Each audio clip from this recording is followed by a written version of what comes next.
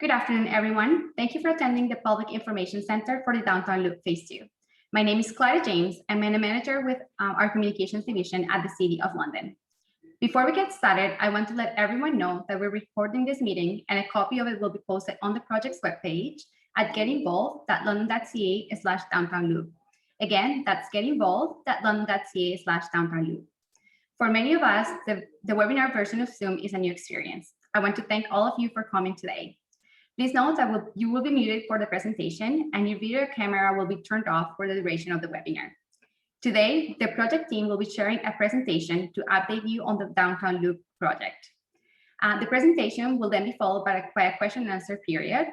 And to ask your question, we ask that you please use the Q&A feature on Zoom. This icon is located at the bottom of your screen and is marked with the words Q&A. So if you have a question, please feel free to type it in at any point during the webinar, and we'll be answering your questions at the end of the presentation. To ensure that we keep all communications streamlined and we don't miss any of your questions, we have disabled the chat function for the webinar. Please use the Q&A button to submit your questions. If you're on the phone listening to this webinar, and when I ask your question, you can ask your questions through the project webpage at getinvolved.london.ca/downtownloop, or you can also contact the project team at downtownloop@london.ca. You can also call us at 519-930-3518. We'll review the questions and answer your questions after today's presentation. If you have a question but are not comfortable asking it while this meeting is being recorded, you are welcome to contact the project team at any time after this meeting. Your comments are also welcome. We'll be collecting all of them for the project team to review after this meeting. Again, please use the Q&A to leave your comments or questions, and the project team will review them after this meeting. We also want to let you know that you can sign up to receive project updates on the project website. That's getinvolved.london.ca/downtownloop. Finally, we would like to hear about your webinar experience. We appreciate if you can let us know your feedback by completing a quick survey at the end of this meeting. It should only take about a minute or two. And with that, we'll like to start this meeting, and I'll pass it over to Jenny Dan from the City of London. She'll be our first speaker tonight. Over to you, Jenny. Thanks, Claudia. So welcome to the Downtown Loop Public Information Center. We are glad that you're here with us this evening. I'm Jenny Dan, and I'm the Director of Construction and Infrastructure Services with the City of London. Before we begin this meeting, we acknowledge that the land on which we gather is the traditional territory of the Attawandaron, the Anishinaabeg, Haudenosaunee, and the Napeawak peoples who have long-standing relationships to the land, water, and regions of southwestern Ontario. The local First Nation communities of this area include the Chippewa of the Thames First Nation, Oneida Nation of the Thames, and Munsee Delaware Nation. Additionally, there is a growing urban Indigenous population who make the City of London home. We really value the significant historical and contemporary contributions of local and regional First Nations of Turtle Island. Now, I've had a chance to speak with many of you over the course of the planning for this project, and I'm really looking forward to being able to continue to work with you with the project team in the months ahead. As Claudia mentioned, this meeting is being recorded and we will be posting on the project website for those who are not able to attend, or if you'd like to watch it again later. This evening, we have representatives from the City of London and Dillon Consulting, and together we'll be providing a project update as well as presenting plans for construction and what you can expect for Phase 2 of the Downtown Loop. The purpose of this webinar is for our team to present the designs for the Downtown Loop Phase 2 along Queens Avenue and Rideout Street, present concepts for the bus stations and streetscapes, share more about the plans for construction and mitigating construction impacts, and provide an opportunity for you to participate in a Q&A session. Now, onto the presentation. I'm not the only one that'll be sharing information with you today. Joining us, we have Ted Koza, who is the Division Manager for Major Projects with the City of London, Peter McAllister, representing Dillon Consulting, our consultant for this phase of the project, and Kate Preston, who is also from Dillon. We also have Katie Burns, Director of Planning for LTC with us today, and Katie will be participating in the Q&A session at the end. I would like to recognize that Councillor Ariel Kayabaga is in attendance tonight for the presentation. Thank you for joining us, Councillor. And with that, I will hand it over to Ted Koza, Division Manager of Major Projects. That's the team that's responsible for planning and implementing the city's rapid transit projects. Ted? Yeah, hi. Thank you, Jenny. Hello, my name is Ted Koza, and I'm the Division Manager for the City of London's Major Project Office. For little context, Jenny is the Director of Construction and Infrastructure Services for the City of London. From within Construction and Infrastructure Services, major projects alongside the city's Construction Administration Division and the Geomatics Division coordinate and deliver infrastructure projects, everything from annual infrastructure renewal projects to major programs like the Rapid Transit Project.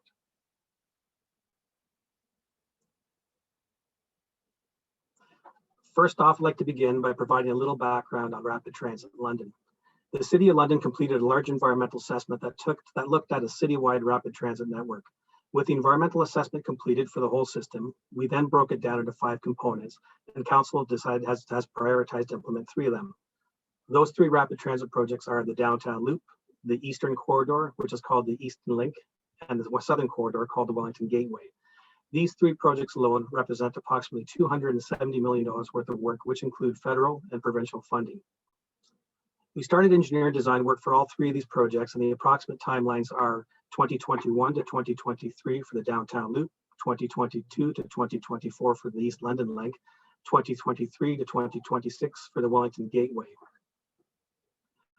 Once built, the new rapid transit service will be operated by LTC as part of the existing public transit system with the same fare. As we build these projects, we'll be implementing transit-only lanes above ground, including new asphalt, streetscape, and urban design elements, while also replacing the aging infrastructure beneath. The Downtown Loop is the first scheduled project and is a focus of today's public engagement webinar.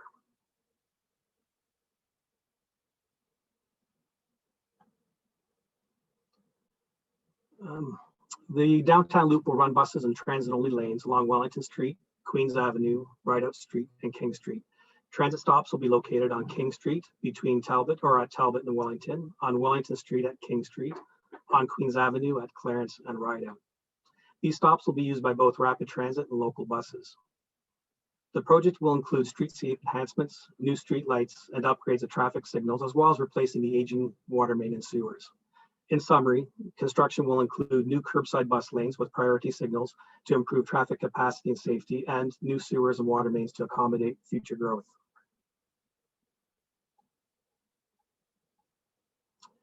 On this map, we can see the Downtown Loop and the bus stops along King Street, Queens, and Wellington.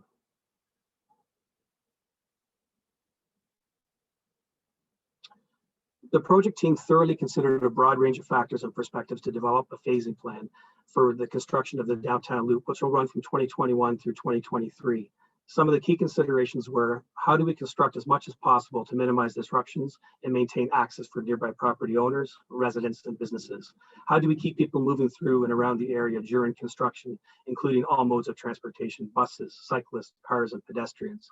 How can we effectively coordinate with other planned necessary work by the city and other utility providers to avoid those multiple disruptions in the same area? And most importantly, how do we best achieve the project's timelines to stay within budget? After reviewing all possible options for constructing the Downtown Loop, including these factors, the team is moving forward with a high-level phasing plan, which you can see in this map. The first phase is King Street, which is currently being constructed. Phase 2 is Queens Ave, including Rideout Street North, and Phase 3 is Wellington Street. Some of the main considerations that supported this approach to construction include aligning with the 2021 sewer separation work on King Street between Richmond and Wellington. This underground sewer and water work is currently underway, and the city is aiming to complete construction of all 4 blocks of King Street in one season to avoid further major disruptions. Starting on King Street provides immediate benefit to traffic flow and transit operations by moving transit into its own lane and freeing up 2 lanes for general purpose traffic. And it allowed us time to coordinate those land and utility needs on Rideout, Queens, and Wellington that could not have been accomplished for the 2021 construction season.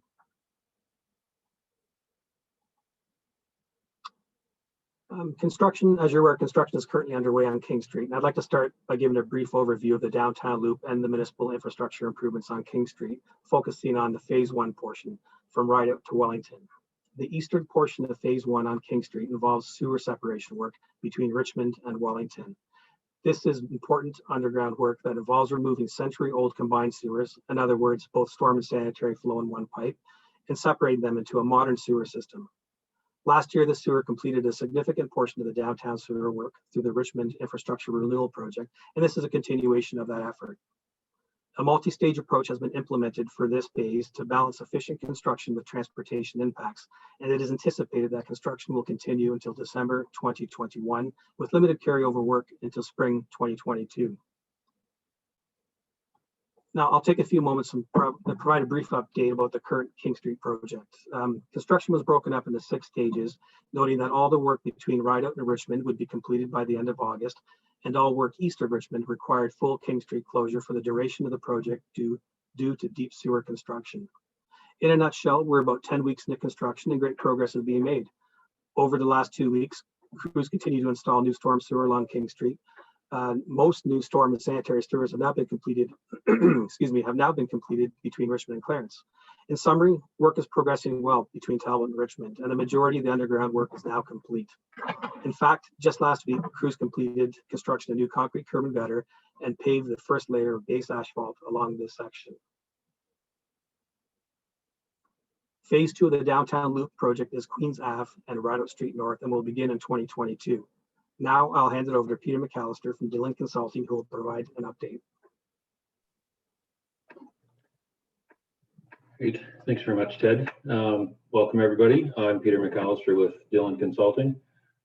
Ted gave an overview of the full scope of the downtown loop and touched on the phase 1 portion. So we'll now look at the details at the phase 2 portion, which is the Queens Ave and Rideout Street corridor.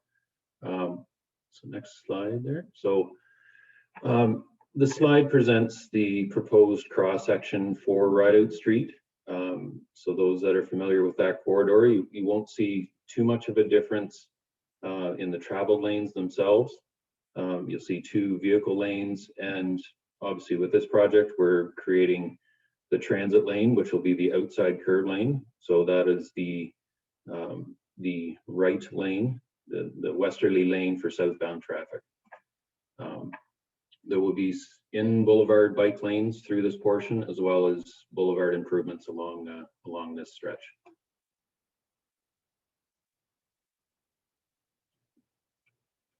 So we'll go to the next slide. So this slide here provides an overview of the Rideout Street corridor. We'll cover that off in the next couple slides here in a little bit more detail, a little bit of a blown up version, but just gives you the context of the Rideout Street portion here, which extends from just north of Queens, connecting at Fullerton, and extends down to King Street and just ties in just south of that intersection.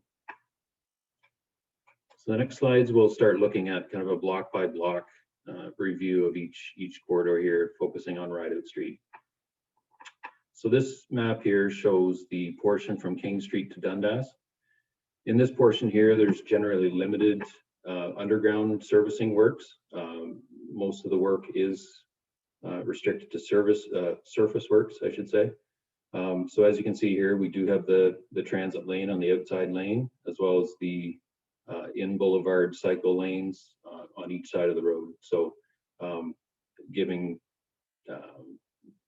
direction to, or giving northbound and southbound direction for the bike lanes while traffic maintains going south.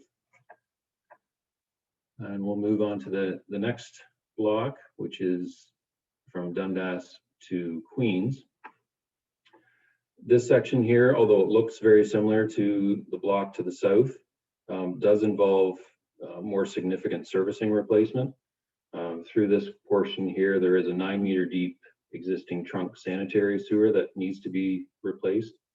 In lieu of doing open cut construction for this replacement, we are proposing to do trenchless works through here.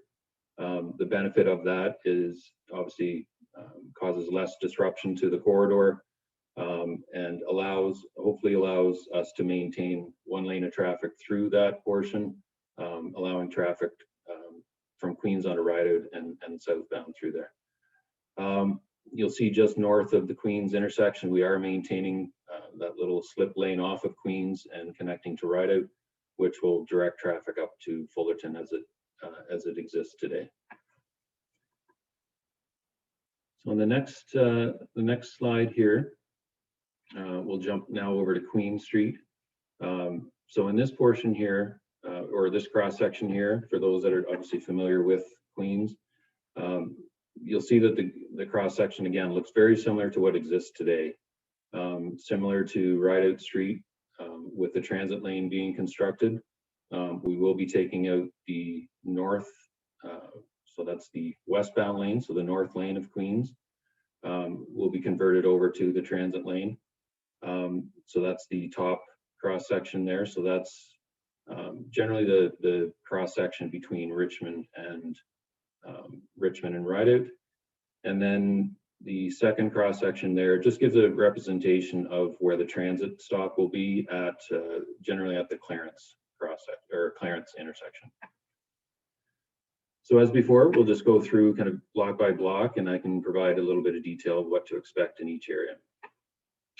This map shows the overview of the length of Queens that will be reconstructed, extending from Wellington down to Rideout Street and crossing Clarence, Richmond Street, and Talbot Street intersections.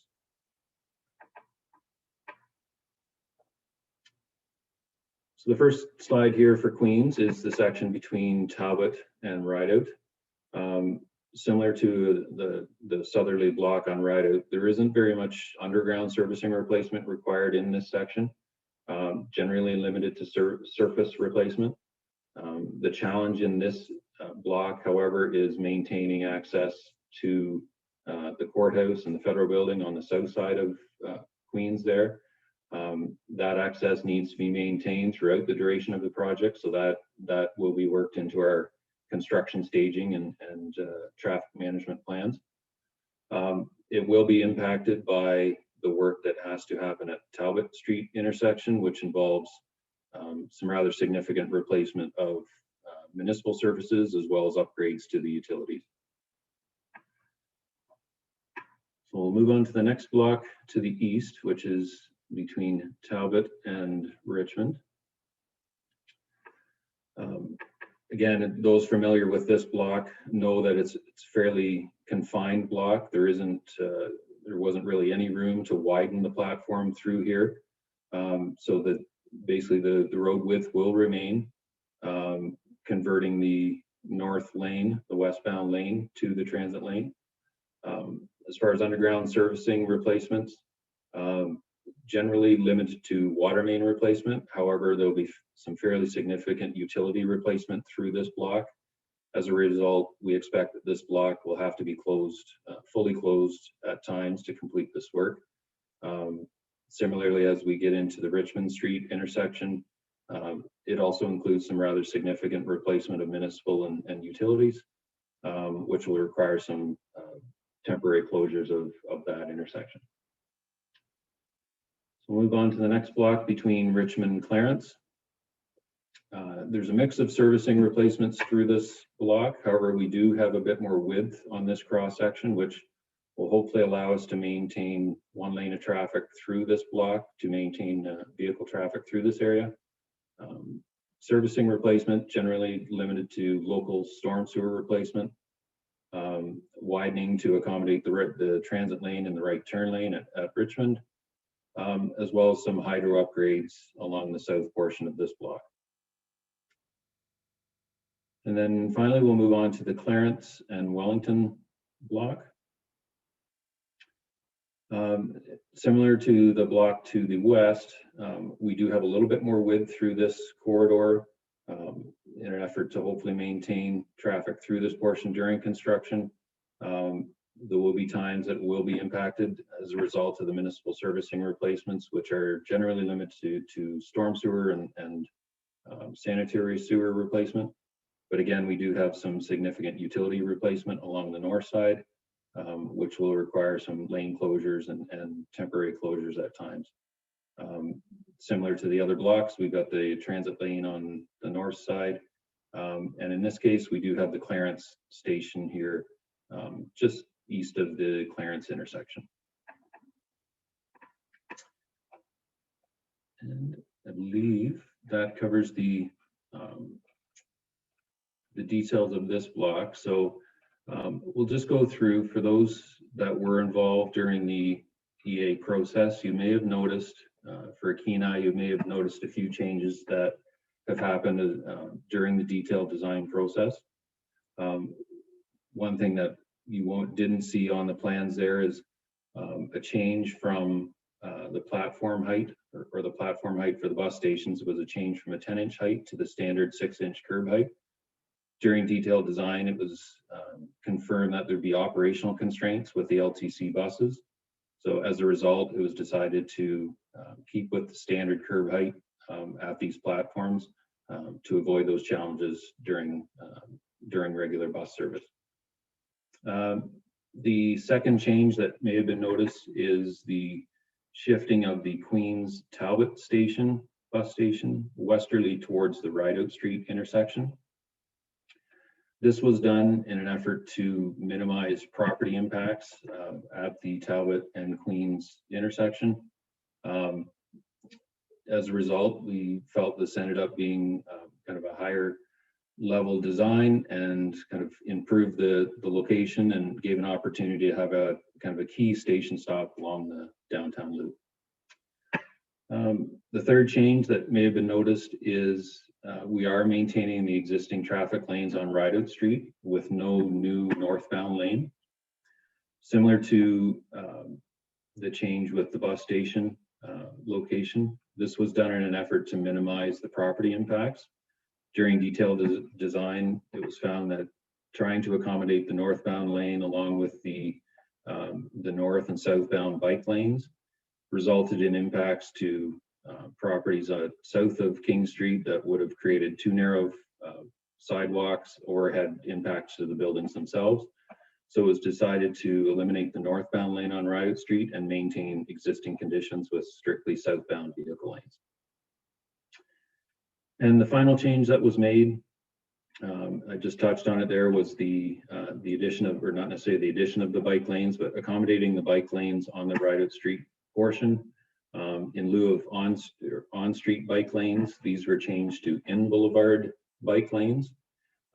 This was done in an effort to standardize the design of cycle paths as well as provide a separated cycle path from the southbound traffic. You'll hear a little bit more about the cycling infrastructure planning for the area further on in this presentation. But now I'll hand things off to Kate Preston, and she can speak about the streetscaping efforts that we made throughout this corridor. Kate? Thank you, Peter. So as Peter has gone through some of the infrastructure improvements, I'll speak to what you will expect to see implemented with respect to the streetscape. Next slide. So through the environmental assessment process, the city heard a number of comments and feedback from the London community on how the rapid transit projects have transformative potential to create vibrant streetscapes that not only provide a higher quality design aesthetic, but the opportunity to address how the streetscape functions and can cater to all users. And based on these comments, a number of commitments were made, and we are fulfilling these as we move through the phases of the streetscape design.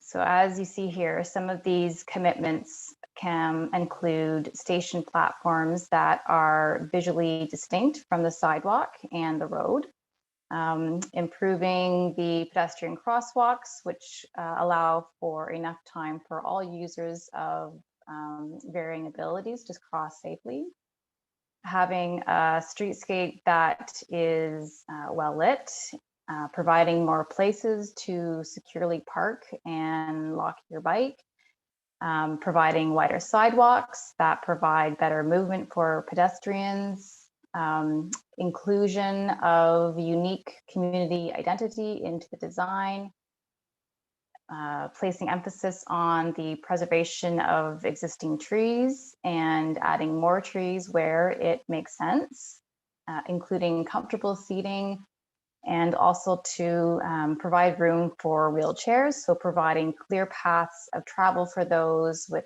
mobility devices, and also with consideration of accessibility requirements when choosing materials such as the paving materials. Next slide. So the foundation of the proposed design for the downtown rapid transit streetscapes, including Queens Avenue and Rideout Street, is based on four sort of guiding design principles. So these include this first one, balanced multimodal transportation. So this is designing the rapid transit route with a balanced approach to integrating mobility for transit users, cyclists, pedestrians, and automobiles. So for example, this is being implemented through providing a dedicated bus rapid transit lane, providing a dedicated cycling lane along Rideout Street, and providing wider pedestrian corridors through expanded sidewalks where space allows. The streetscape also needs to be environmentally resilient. So this will be achieved by incorporating new street trees and self-watering planters and preserving existing trees where we can. Using sustainable materials and sourcing local materials where possible. Updating the lighting to use luminaires that are dark sky friendly, thus reducing light pollution, and also to provide new trash receptacles and 3-stream recycling receptacles as well.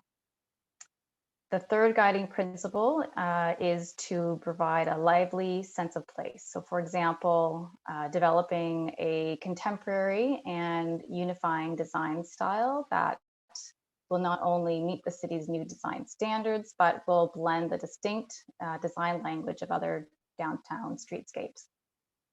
Update the existing street furniture and wayfinding features so that it is consistent with other updated downtown streetscapes, and provide distinct urban design enhancements and allow for space for future public art at key locations. So for example, design features that so a design feature that contribute to this include enhancing pedestrian crossings at station stop locations.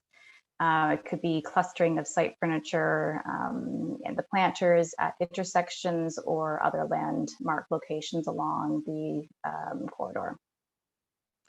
And the last guiding design principle is for the streetscape to be safe for all users. So this includes providing a barrier-free streetscape design, allowing pedestrians to have clear paths of travel, which are free from obstructions, integrating accessibility design elements such as detectable warning plates that meet current accessibility standards at all the pedestrian crossings, providing a textural and tonal difference of paving material between the road curb and the main path of travel, and also following the principles of crime prevention through environmental design, so principles of CIPTED, which provide, by providing visible station stops, avoiding enclosed spaces, and improving the site lighting.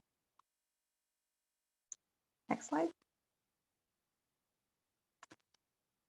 So the following images here are some examples of the streetscape design elements that are continuing to be integrated throughout the downtown loop, and specifically the Rideout Street and Queens Avenue streetscape. So the first image to the left is the new post-top style light standards that is consistent with other downtown streetscapes, example, Richmond Street and King Street.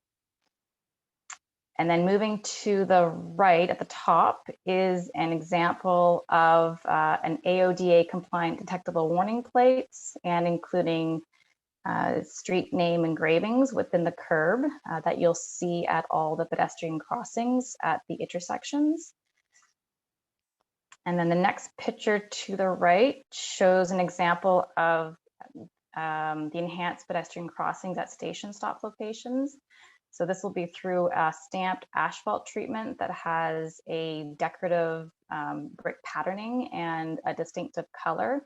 Now this is just an example, but the proposed color will be of a gray tone with the white striping rather than the red and white shown here.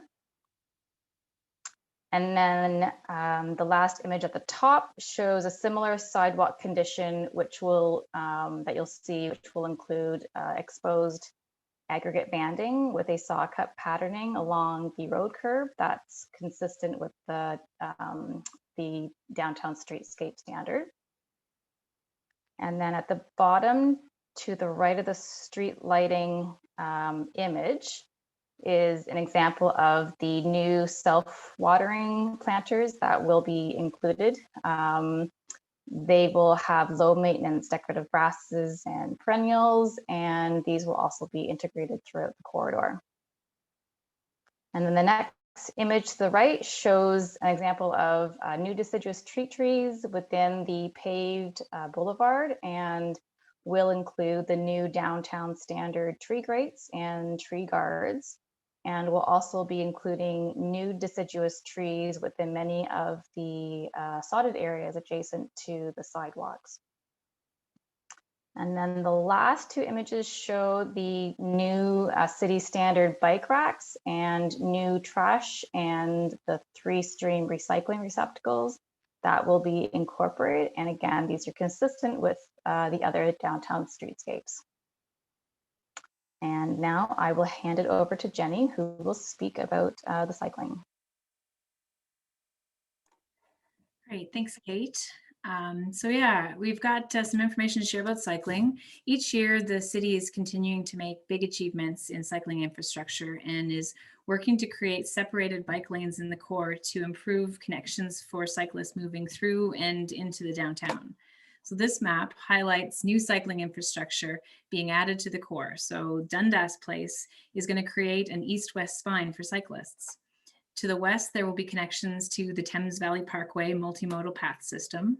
And to the east, Dundas Place will connect to Midtown and Old East Village communities via the east-west bikeway. This year's Phase 1 downtown loop construction on King Street is replacing the temporary bike lane on King with a transit-only lane, and cyclists are being directed onto Dundas Place, which is in line with what was recommended through the east-west bikeway feasibility study. Recognizing that core construction would contribute to a higher volume of cars on Dundas Place, Council has also directed that as a construction mitigation measure, we implement traffic diversion on both ends of Dundas Place, at Rideout and at Wellington, to prevent through traffic while still providing vehicle access to Dundas Place businesses. This configuration for Dundas Place is intended to last until the end of this year's construction season in December, and we'll be revisiting our mitigation strategies in advance of the 2022 construction season. We'll know by our Phase 2 pre-construction meeting in the spring what we're going to be doing, and we'll be able to share more details with you then. So now let's move on to station designs, and I'll walk through what you can expect to see. So next, I'd like to update you on the status of our concepts for the rapid transit stations. In designing our transit stops, the team has considered the input received from the public and key stakeholders during the environmental assessment process and prioritized the features that the public and transit users told us are most important to them. Building on that input, the team has incorporated the following elements: recognizable design that can be applied consistently across all RT projects, platforms that are big enough to accommodate our anticipated passenger loads. We're looking for some customizable space within the stop designs to be able to reflect local neighborhood where possible. Trying to use durable anti-graffiti materials is really important. We'll also be designing for accessibility with adequate space for wheelchairs, walkers, and mobility devices. And the shelters, we're going to make sure that they have options to be able to protect from the elements and have regard for rider safety, convenience, and wayfinding. So over the next few slides, we'll share concepts for stop locations around the downtown loop to give you a sense of how the designs are evolving as we work towards our near final design level. It's important to keep in mind that the stops are designed to be modular and will be scaled to fit each location. So this slide shows the Kings and Talbot stop within Phase 1, and you can see some of the elements that are common to all rapid transit stops. So there's the modular passenger shelters, which will have seating, windscreens, and glazed roof canopy. So when I say glazed, that means like a tempered glass. It's good to have a lot of see-through and visuality to these stops. Each stop will also have a separate shelter bay where it's going to house a ticket vending machine and opportunities for advertising, map display, information sharing.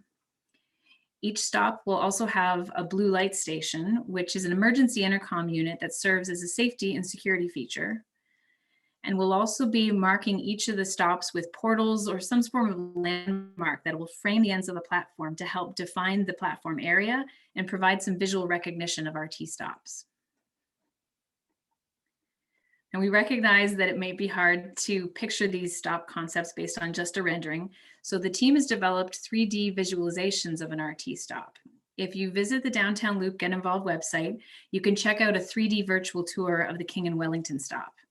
Here's some images that we've kind of pulled from that 3D concept, and I can walk through some of that to help you understand what you're looking at. So in the top left, you can see the separate amenity shelter that I talked about, where transit riders will be able to find ticket vending machines. There'll be an ad case where we can display maps, share information, or have room for advertising. The bottom left picture shows the interior of the passenger shelter area. So you can see the glazing along the back wall and at either end to provide wind protection. The shelters will also include a variety of seating options. From this angle, you can see what is called sort of like lean bars, but further in, there's also bench options as well. We'll be mixing our different seating options within the designs. In the bottom right image, you can see the blue light station intercom, which will provide 24-hour emergency support, and the stations will also be equipped with security cameras. And then in the top right image, you can see an example of a possible entry portal. So the team will be working with the successful fabricator to design a clearly identifiable landmark that will frame the limits of the platform area and signal that this is a rapid transit stop. In this image, you can also see that the platform is level with the surrounding sidewalk, open and accessible. As Peter noted earlier, the environmental assessment had considered raising the platform height to closer to the height of a typical bus floor to support riders with mobility challenges and make boarding the bus easier for everyone. However, during our detailed design, we learned about some operational challenges that were being experienced in other municipalities that had raised one of these implemented platform styles. And in some cases, those cities have since lowered their stops back down to that standard curb height. Keeping the stop at the sidewalk level actually avoids the need for ramps and railings, making the stop itself more accessible. And we want to assure people that in all cases, a bus operator will deploy a ramp for anyone requiring a mobility assistance when boarding the bus. As I mentioned, each stop is modular and scaled to fit its location and expected passenger volumes. So I'm going to wrap up the station portion of tonight's presentation by showing you the concepts for the 2 stop locations within the phase 2 of Downtown Loop. So here's a rendering of the Queens Avenue and Rideout Street stop. This stop is a little bit shorter than what you're going to see at the other one, and that's based on what we're anticipating for our ridership capacity, and also just trying to really take advantage of the space we had here at this Queens and Rideout location. This stop has 2 passenger shelter areas with an emergency intercom located at the shelter closer to the front of the passenger loading area. It has that transit amenity shelter with a ticket vending machine and an ad case. And there will be some pedestrian scale lighting provided on decorative posts that will complete the space. And then if we move to the second RT stop in phase 2, which is at Queens Ave and Clarence, you'll see that this stop, it's a little bit longer. Again, this is a really high volume stop. We want to make sure we have a capacity to fit everybody. This one has 2 passenger shelters as well, but it has an emergency intercom at both shelters. Again, it has that transit amenity shelter, and we'll be filling the balance of the space with some more decorative posts and dividers that can be equipped with some pedestrian scale lighting. So again, I encourage you to visit the Get Involved site and play around with the 3D virtual stop tool. The concepts we've shared today, they're still considered high level, meaning there's more fine details to be determined, but we're really excited to see them coming together. So with that, I'm going to hand it back over to Claudia, who's going to talk to us about construction mitigations. Thanks, Jenny. So I'd like to begin by sharing some insights from the survey conducted last year with downtown businesses who experienced construction in the core over the past 2 years. We received a lot of valuable input. We heard that some of the biggest pain points were sidewalk and pedestrian access, as well as vehicle and road access. You also told us that the best way to keep you informed are through a combination of email notifications, signage around the site, notices delivered to your door, and in-person conversations with project representatives. We also heard some great ways of how we could improve the way we do things during construction. We will be keeping this feedback top of mind as we work to mitigate construction impacts. The survey results told us that timely communication with accurate information was critical in shaping people's construction experience. The city will continue to work towards a high level of communication and coordination with Downtown Loop project to minimize and mitigate potential impacts to residents and businesses during construction. I want to mention some of the key ways we plan to support local businesses through construction. We are ensuring Londoners know that downtown is open for business during construction through targeted and strategic marketing. We're also devoting dedicated business relations resources to the project to act as a liaison between the city and individual businesses. And we're injecting money into the local economy through programs like the Core Area Construction Dollars. This is to reward people for supporting businesses through construction. One of the other key ways we have is providing concrete tools and resources to help businesses navigate construction. In this slide, we have some examples of the tactics that you may see implemented in phase 2. The first image is of our construction toolkit.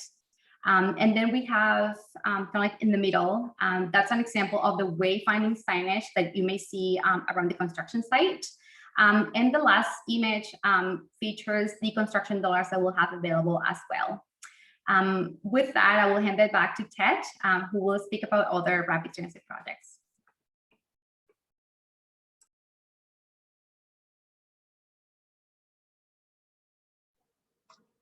Thanks, Claudia. I'll now provide an update on the next 2 legs of the rapid transit program, being the East London Link and the Wellington Gateway project.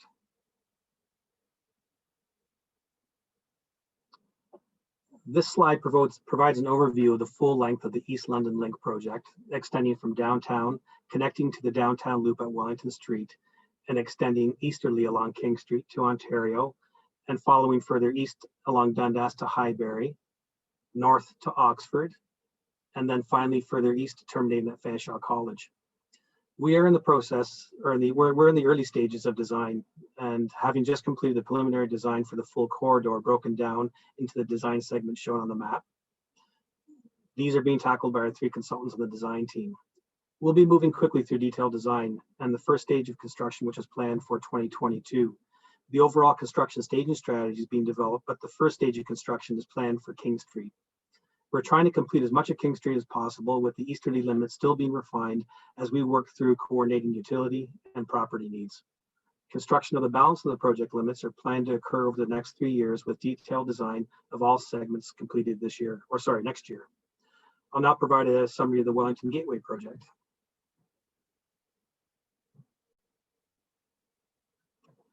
This slide provides an overview of the full length of the gateway, extending from downtown, connecting at the downtown loop at York Street, extending southerly along Wellington Street fully to Exeter Road, passing by Victoria Hospital, commercial areas, past White Oaks Mall, and terminating at the south end at a potential park and ride facility. Again, we're in the early stages of the design process of this corridor. Similar to the East London Link, the project has also been broken down into design segments shown on this map, which are currently being designed again by our same 3 consultants on the team. This project is similar in length to the East London Link, so we'll be moving quickly through preliminary design and into detailed design in order to prepare for the next or first stage of construction to occur in 2023. Similar to other projects, there are many moving parts, including utility upgrades and property needs. As a result, the overall construction staging strategy will be developed taking these needs into consideration and looking for ways to advance areas along the corridor to construct as efficiently as quickly as possible. More information will be released about the overall design and construction schedule in the very near future. And now moving on to the next steps for the Downtown Loop Phase 2.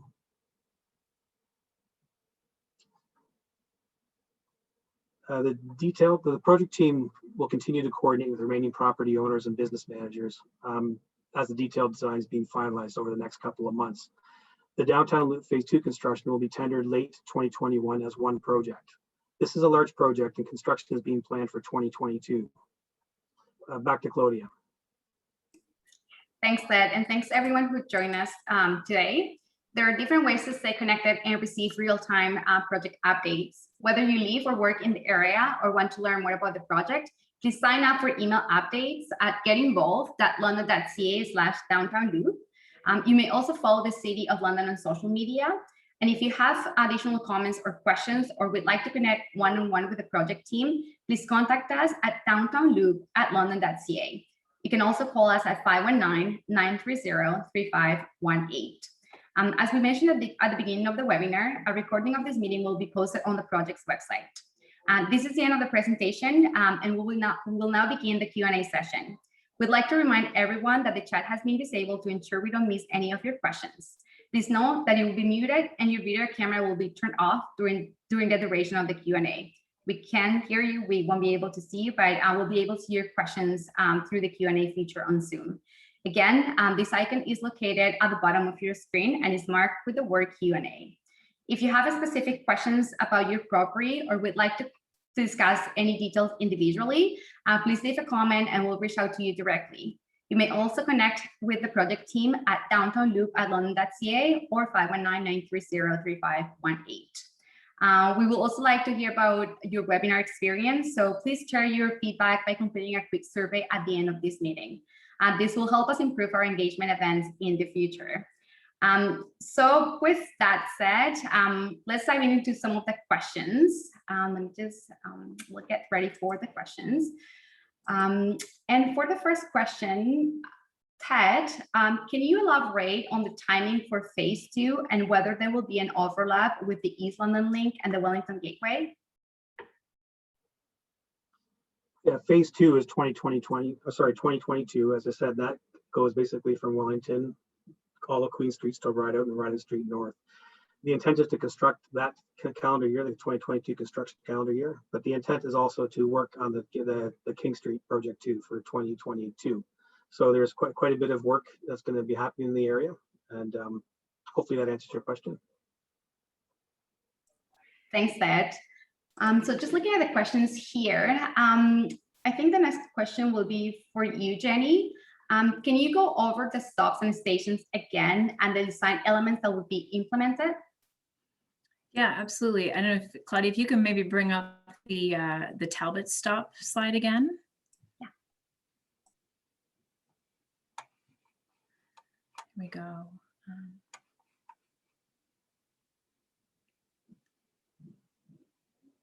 Perfect. Yeah, one more. Anyways, either of them will work. Sure, that's good. I can work with that. Oh, wait. Okay, so great. Here we go. Queens and Rideout. This is good. We can work with this and kind of point out some of those key elements. I don't have control of the mouse, so maybe Claudia, you can just sort of go along with what I'm saying, and if that helps as much as you can. But as I mentioned, they're modular. So all of the stops will include a shelter area where people can get some protection from the elements. So Claudia's circling one of those there. In the downtown loop, they're usually made up of 3 sections put together, each of them 4 meters wide by 2 meters deep. And again, they're modular. So we'll be able to, again, use different combinations of those for different stop locations. Those will have benches or areas to be able to lean against. In this one, you can see the emergency call button on that blue light system is located in one of those shelters. And again, depending on the size of the shelter, in some cases 1, others it's 2. We look at each one and try to fit the design elements to the specific location. There's the vestibule in the center, which is where you house the ticket vending machine, wayfinding. There'll also be an opportunity to have ad cases for advertising. We're thinking it would also be a great place to be able to share information about what's happening in the city and information that the city wants to share with riders or LTC wants to share. So again, that's one aspect that we'll include. The design will be looking at having pedestrian scale lighting and security. Our intention is to make sure that it is a bright area, both night and day, that we're not creating any unintended shadows, that it's very visual. So again, that's one of the reasons why we're trying to maximize the amount of glazing on these stops. So, and again, you can see what's happening in and around the stops, and they're not creating any potential safety issues. As far as some other things, I mentioned the security cameras. You see the green band along the top there. Again, the colors won't be set quite yet. We'll get that when we get into the fabricating aspect of the design, but the intent is we have opportunities to be able to include a little bit of design element through these. We've talked as we go about even providing some opportunities to customize some aspects of the stop to be able to recognize the local community or the neighborhood that the stop's located in. Thanks, Jenny. We'll see a follow-up question about that. And can you speak about the opportunities for artwork at the stops and branding and colors that will be implemented?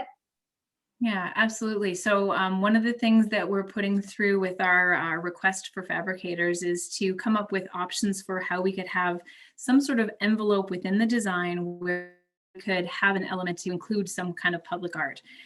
And working with our culture office to see good ways to be able to curate those type of opportunities as we move along. It would likely be happening on a stop-by-stop basis. So our intent is to then create an envelope where there's an opportunity for that type of public art incorporation, and then work as we go down with each of the individual stops. As far as coloring and branding, I think we want to try to make sure that we're keeping consistent with sort of the look and feel that we're building for the downtown core, especially for these core areas, but also have some consistency. The intent is that these RT stops are clearly recognizable as an RT stop, no matter where you see one along either the Loop, the East London Link, or the Wellington Gateway. So again, that's something that we're still working through the details of. Thanks, Jenny. So the following question is relating to construction. So it'll be Ted, I think. So King Street was broken into 6 phases that we're constructing right now. Is there a similar approach that we're planning for Queens and Rideout Street? And do we have a high-level view of what blocks might get worked when 2022?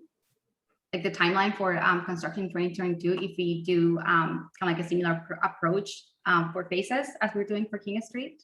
Sure. Can you pull up the slide for, I think probably slide 20?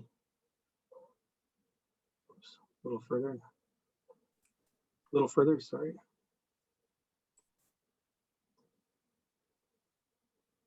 A little further ahead.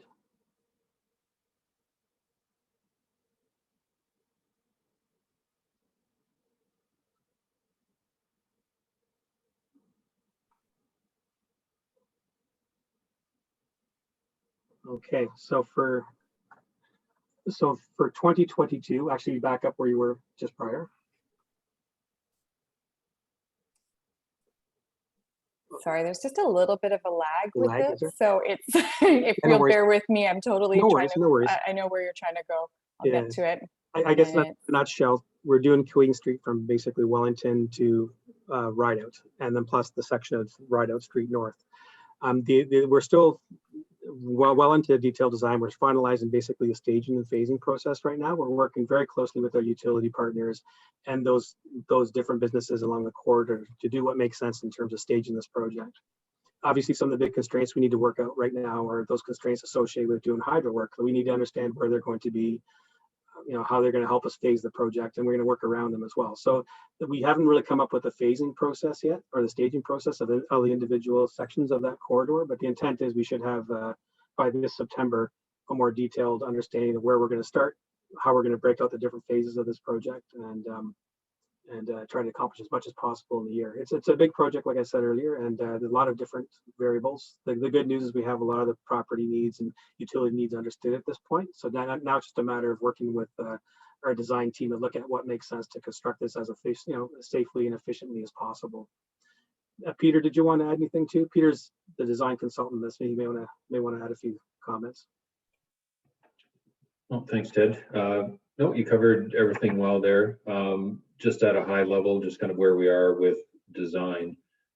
We are looking at, I'll say, kind of 3 kind of larger stages and basically 2 block sections for each stage. But as Ted mentioned, we are looking at those in more detail to look at those access issues, see where we can maintain traffic lanes, what intersections may need to be closed and for how long, and that all gets captured into the tender so that the contractor will be aware. Obviously, once the contractor is selected, the schedule and the phasing will be refined. And obviously all that information will be circulated to local businesses and residents so that they're well aware ahead of time of what to expect. As well, I believe it might have been touched on earlier, but there will be a meeting, a pre-construction PIC held with the local businesses, so that again, so that they are well aware of what to expect leading into construction. Thank you, Peter. That's a good comment. As for phase 1 of the project, we had a meeting just prior to, after contractor was selected and just prior to construction, and we went over those finer details of the work. So that will be happening for this project as well. Thank you. One of the other questions we have is related to LTC. Can LTC buses use the rapid transit stops?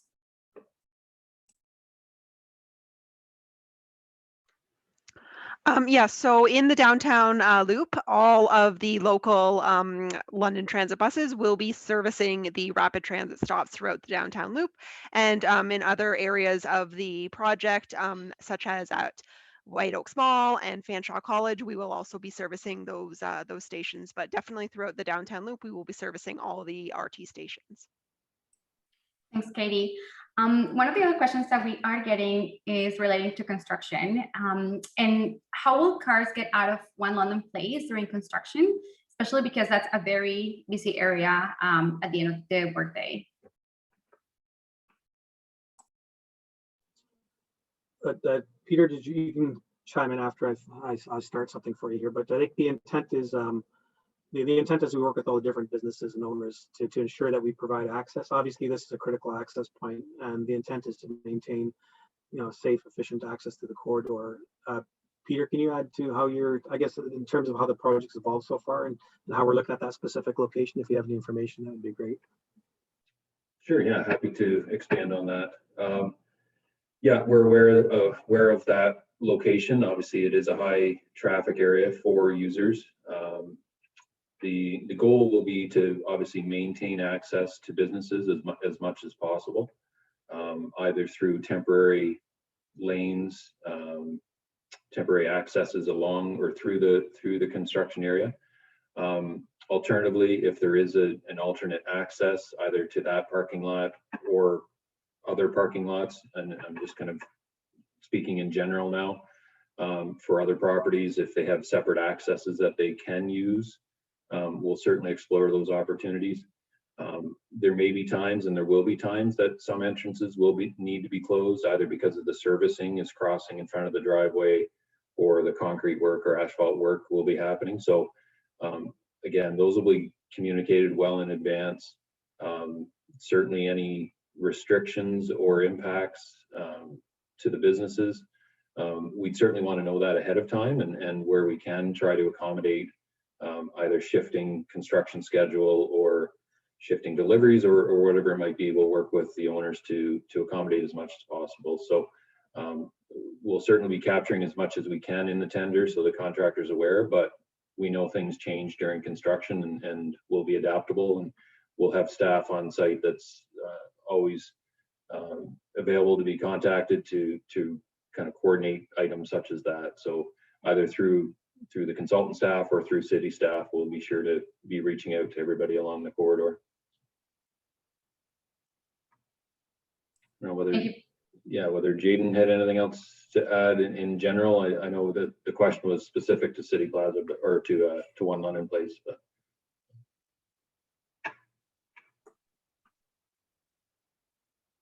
No, maybe not. No? Okay. So the next question is about landscaping. Are we planning to have any landscaping in the area? I think people are comparing some of the landscaping that is planned for the Adelaide Underpass, and whether we're going to have something similar for the downtown loop these days. Sure, I can speak to that. So the approach to the streetscape, the landscaping, will be primarily street tree planting along the boulevards where it's feasible. So there will also be integration of deciduous street trees within the sodded areas. That's primarily along Rideout Street. And there is some opportunity to infill with street tree planting within the existing sodded boulevard along Queens Avenue.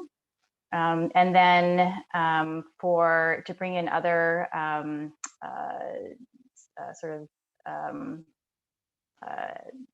planting elements, we'll be integrating the self-watering planters. And so these will have a mixture of deciduous or perennials and decorative grasses, and that will be throughout.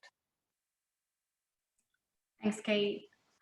So the next question is about on-street parking.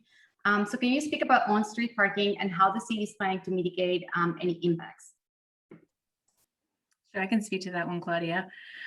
Throughout the design for the rapid transit, we've tried to maintain as much on-street parking on the streets themselves as we can. So there's multiple spots where we were able to maintain, but obviously in locations where we're converting a curbside lane to a transit lane, there has been some reductions in parking on the project itself. And so what we've done to try to mitigate that is we undertook sort of a general overview and review of other potential opportunities to add in some compensating parking and loading zones in the downtown core. So that was a high level study that kind of looked at all the side streets in the area, other opportunities, and kind of flag places where there is the potential to have either permanent or maybe time restrictive additional parking areas added in. And we're going to be working through that list of potential ones and trying to add some in as we can. So we've got a couple locations that we're actually looking at right now to see if we can do that. In addition to that, there's also been a lot of work done with Back to Business and other areas to put in temporary loading areas as part of our push to try to help with COVID recovery and whatnot. So we're really looking to find any opportunities we can to find some additional parking and loading areas to help offset any losses in the core. Thanks, Jenny. So the next question we have is regarding to the new development on Queens and Rideout Street and whether that will impact construction for the downtown loop. That's the new development from Fadi. Oh, right. Yep. So definitely that's something that we've been watching and kind of seeing what the needs are. We actually did reach out to them and make sure that we're aware of any servicing needs and then any potential coordination through that. In that corner with the stopping located on the triangle, we don't really have a lot of coordination needs. So we're really working with them the way we work with any of our stakeholders along the project to make sure that we understand their needs during construction and that we design along their frontage to kind of coordinate with what's going to be happening. Thanks, Jenny. So just looking at the next question that we have is about LTC buses. And where the buses are going once rapid transit is built.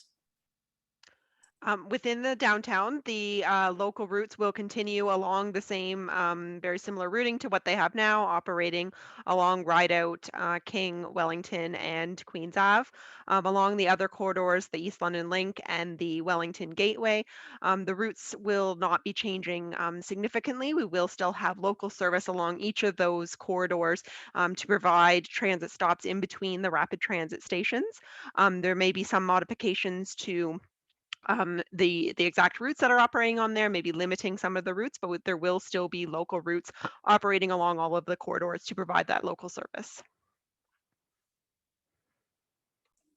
Thank you. So I'm just looking at the other question that we have here. And Kate, can we go over some of the streetscape elements that they can expect to see along Queens Avenue? Sure. If you want to bring up that slide that shows the different images of the streetscape elements, it might be easier to go through. Keep going. Keep going. It's a few more. So, and while they're flipping through the slides, the approach to the streetscape is to develop a contemporary and unifying design style that will meet the city's downtown standard, and will also blend into the distinct design language of other downtown streetscapes. So some of the elements that you can expect to see for those who might have missed this part of the presentation. The street lighting will be the post-top luminaires that you already do see downtown. They will be implemented on King Street, and it's already being integrated or has been integrated on Richmond Street. To the right of that image is examples of the tactile warning plates. These will be at all pedestrian crossings at intersections. What's being shown is actually what was done at Dundas Place. What's being integrated for the downtown loop is a little bit different. They will be red in color, not the cast iron that you see here. And then the curbs will also have the engraved street names, which is again similar to what was done at Dundas Place and in Richmond Street. And then to the right of that is an example of it's like a stamped asphalt decorative treatment at and these will be integrated at all the station stops, the pedestrian crossings at the station stops. So it's an enhancement specifically for the station stops. And this is a little bit different than what's going to be implemented for the downtown loop. This is showing a red and white condition, whereas the downtown loop will have a gray tone and the white striping.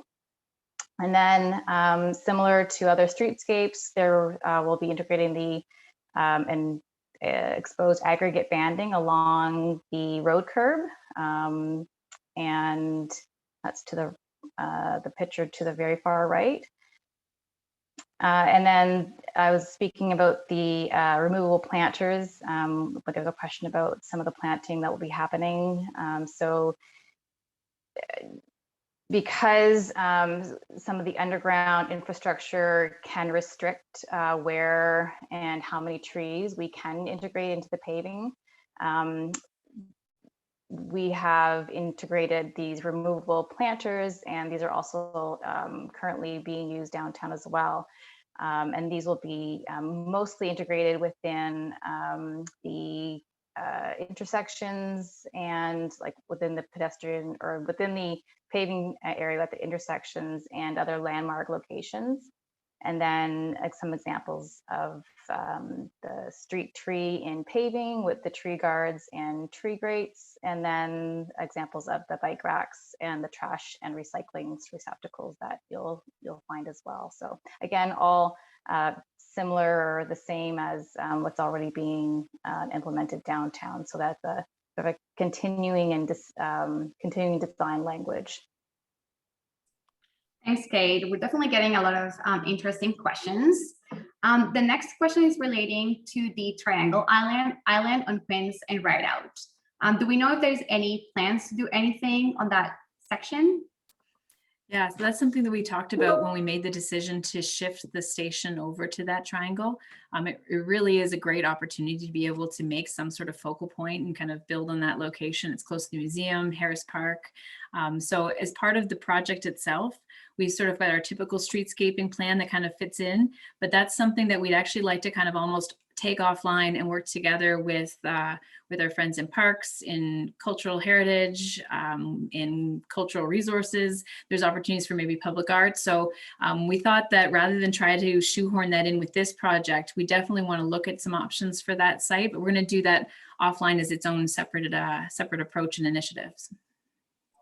Thanks, Jenny. And I'd like to remind everyone that if you have specific questions about your property or want to connect one-on-one with the project team, you can email us at downtownloop@london.ca. You can also call us at 519-930-3518. And in the meantime, just going through some of the questions. Jenny, since I have you here, can we go over the cycling connection one more time and how the city is planning for cycling infrastructure in the area? Yeah, that one would help if we could bring up this slide. I think it's just a little bit after this one, but as I mentioned, the city's been doing a lot of work to try to improve cycling in the core as well as throughout the city. There's been even just at the government level, a lot of investment that's been brought forward to try to advance and improve active transportation connections, especially for cycling. So we did do an east-west bikeway study. That feasibility study looked at different corridors in the downtown and decided to move forward and recommended using Dundas Place and Dundas Street as a spine in the core to be able to connect you all the way from the TBP to the far side of Old East Village. And so again, what we're doing with this project is we're working to continue to build on that, and so are other projects. So we've got the work in the bike lanes that we're putting in on Rideout Street as part of this project, and a lot of those things to be able to really kind of make sure that people have good opportunities to be able to come into and move through the downtown core using cycling. Thanks, Jenny. So it looks like we're at the end of the current list of questions. We're going to stay on for a few more minutes, but maybe while we get more questions, Ted, do you mind going over some of the construction phasing again, just so we can review a little bit more about where we are planning for construction? Can you back up, Andrea, to where we left off? And I think you want to talk about Queen Street, or you want to talk about King?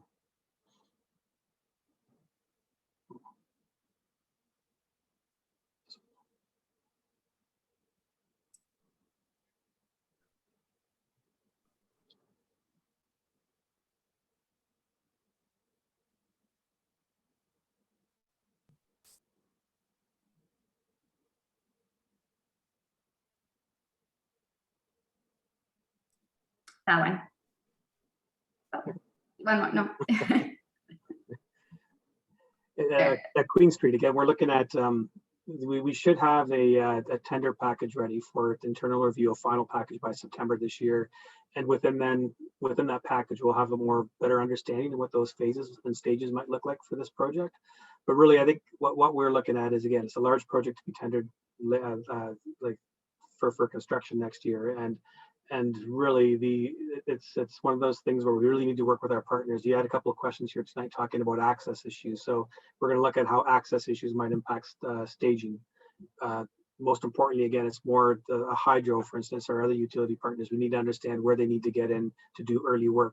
So it's kind of a little early to talk about how we actually going to specifically stage and phase this project. We understand it's a big project in terms of length and the resource needed to construct this project. So a lot more discussion. I think Peter, you can help me out too, but a lot more discussion still needed to understand basically how we need to interact with our partners, being the utilities and most importantly, those people who joined this, butt onto this corridor, the different businesses and how we need to work with access to make it happen for them as efficiently as possible.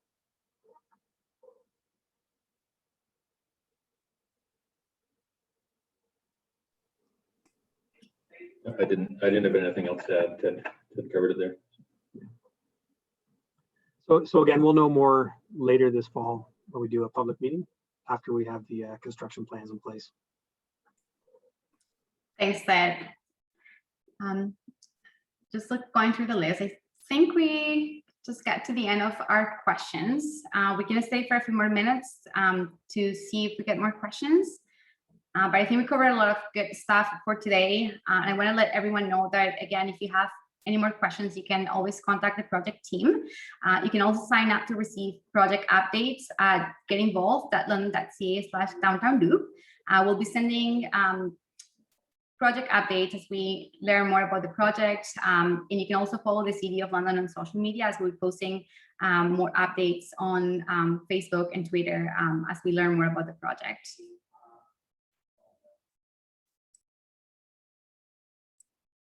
Again, this meeting has been recorded and will be posted on the project's website, as well as the presentation that we just had tonight. Thank you so much, everyone, for joining us today. And I think that's the end of our meeting. Bye. Bye, thank you. Thank you. Thanks, Claudia.